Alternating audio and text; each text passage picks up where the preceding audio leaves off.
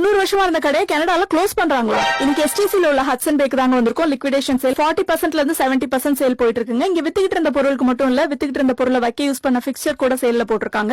எலைட்டா உள்ள ஜுவல்லரி மட்டும் தாங்க 70% ஆஃபர்ல இருக்கு. அதோட விலையே $1000-2000 இருக்கு. $600 இருந்து $200 உள்ள எல்லா கலர் பெட்டிகளும் 50% ஆஃபர்ல போட்டிருக்காங்க. துணிமணிகள் இதர வீட்டு உபயோக பொருட்கள் 40% ஆஃபர். இதுவே பிராண்டட் பொருள்னா 30% ஆஃபர்ல போட்டிருக்காங்க. இங்க விலை அதிகமா தான் இருக்கும். ஆனா ஹட்சன் பேல பொருள் வாங்கணும்னு நினைச்சீங்கன்னா இது ஒரு நல்ல ஆப்பர்ச்சுனிட்டி. மேபி கடைசி ஆப்பர்ச்சுனிட்டியா கூட இருக்கலாம். ஏன்னா 70+ ஹட்சன் பே கடைகளை க்ளோஸ் பண்றாங்க. வாயில சுவிட்ட வச்சு வெடிய அடியில வச்சிட்டீங்களா? ஹட்சன் பேங்கிறது கனடாவோட லெகசிங்க. கனடாங்கிற ஒரு கண்ட்ரி ஃபார்ம் ஆகிறதுக்கு முன்னாடியே 16th செஞ்சுரியில இருந்து ஃபர்ட்ரேட் பண்ணி பல ரஷ்யனை வித்ஸ்டாண்ட் பண்ணி இந்த ரஷ்யனுக்கு அப்புறம் பேங்க்ரப்ட் ஆயிட்டாங்கன்னு கேள்விப்பட்டு பயங்கர ஷாக். எனக்கு மட்டும் இல்ல, 11 வயசு ஆகிற என் பையன் கூட அதே மாதிரி ஷாக் ஆனா பாத்துக்கோங்களேன். இதுல இருந்து என்ன தெரியுது? கனடால ஸ்கூல்ல தெரியப்பட வேண்டிய வளரல். இதுல இருந்து என்ன தெரியுது? கனடால ஸ்கூல்ல கிட்ஸ்க்கு என்ன இன்னைக்கு ரொம்ப ஜாம் ஆகுது. இதுல இருந்து என்ன தெரியுது? கனடால ஸ்கூல்ல கிட்ஸுக்கு கரெக்டா வரலாறு சொல்லி கொடுக்கறாங்க. ஹட்சன் பே முழுசா க்ளோஸ் பண்ணாம 6 ஷாப் மட்டும் வச்சுக்க போறாங்க அப்படிங்கறது ஆறுதலான விஷயமா இருந்தா கூட அவங்களுக்கே இந்த நிலைமைனா நம்ம நிலைமெல்லாம் என்ன ஆக போகுதுன்னு நினைச்சாலே பயமா இருக்குங்க. உங்களுக்கு என்ன தோணுதுன்னு கமெண்ட்ல சொல்லுங்க.